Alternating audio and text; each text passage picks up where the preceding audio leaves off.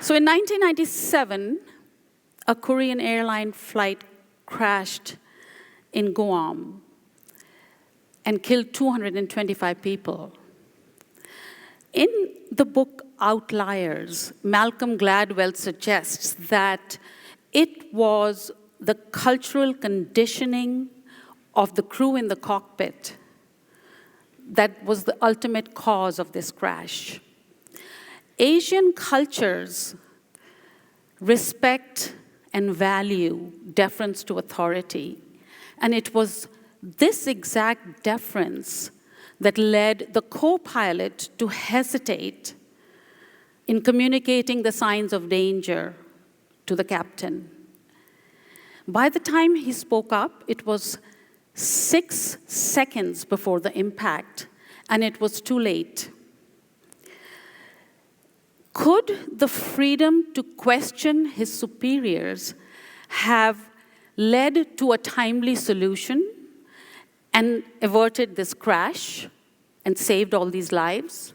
Perhaps, yes. Growing up in India, I remember well this kind of cultural conditioning. Questioning authority was downright dangerous. There was a palpable fear of the teachers at school.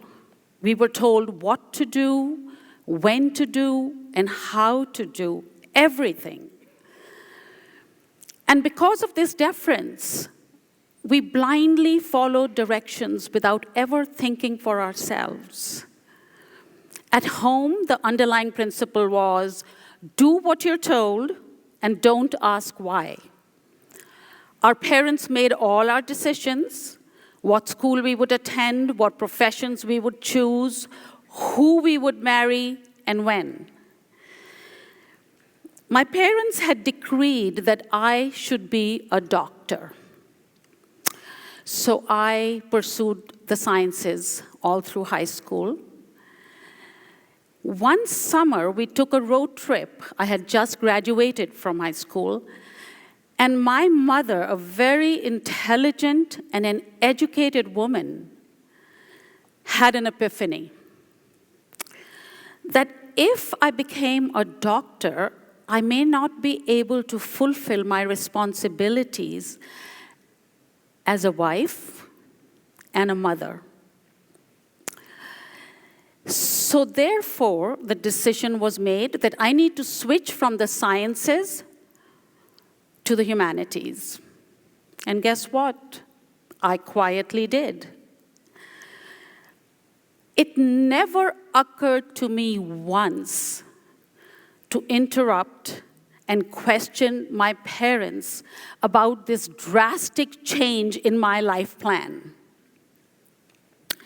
I got married at 23 and started my new journey, traveling and discovering different countries and cultures, vastly different from mine.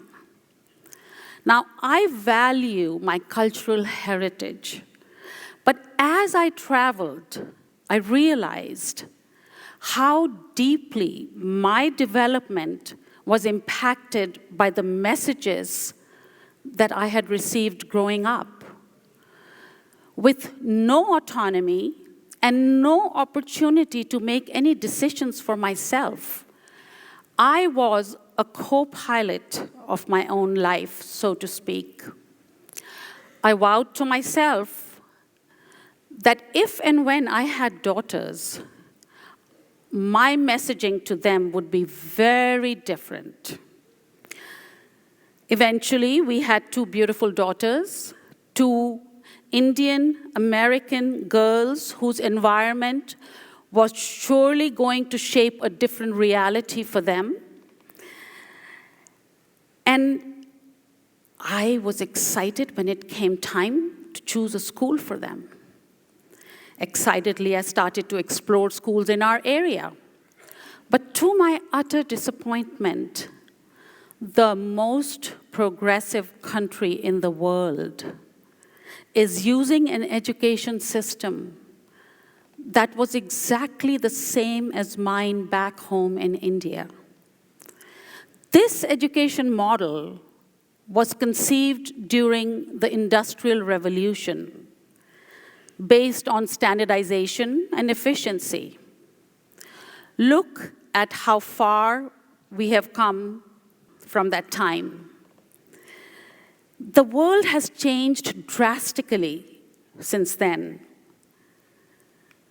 but the classrooms still look the same. Worst yet, the messaging is still the same.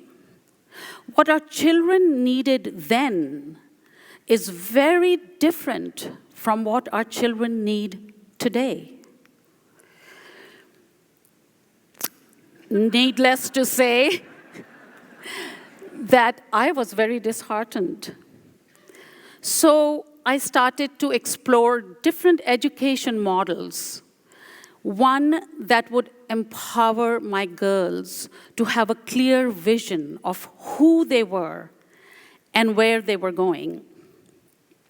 Not that kind of vision. So I decided at 40 to reinvent myself and to become an entrepreneur. And I established a school for them. A school that valued creativity, which is the wellspring of innovation. In the last 24 years, I have learned that every single child comes hardwired to be an innovator. And it is our responsibility as educators to nurture and to stoke that spirit. So here I was. I established this school. And these were the messages I wanted my children to hear, that we celebrate your uniqueness. We celebrate your individuality. We rejoice in your creativity. There are only two kinds of people, you and everyone else. So remember, what you bring to this world is unique. The second was, we value your opinions. We respect you and your abilities to think for yourself. Your thoughts have merit, and feel free to express yourself fearlessly and confidently. And lastly, very important, it's okay to fail. Failure teaches you profound lessons and makes success even sweeter.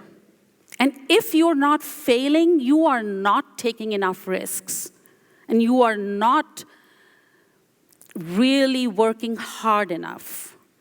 And as it was said, that those who fail miserably achieve greatly. John F. Kennedy said that. So before we go any further, I want to report to you that my two daughters, who I started the school for in Jupiter, Florida, are my living proofs that giving them these empowering messages will take them a long, long way. Here is my younger daughter, who is currently working for Google and had an innovative spirit and still has it. The schooling did not crush it. My second daughter, who was educated in Harvard, decided to take on urban education reform and is currently working in Harlem as a principal of a high school. These are the children who are going to change our world. These are only two of the millions of children who will change the world. So I urge you, I implore you, I challenge you to make sure that our children have the ability to think freely, that all of the kids that we are in our lives need to know that they are all innovators. There is not one child in this world who is not born to be an innovator. So let's encourage them and let's send them our messages of empowerment so that we have a world that's full of these beautiful innovators. Thank you.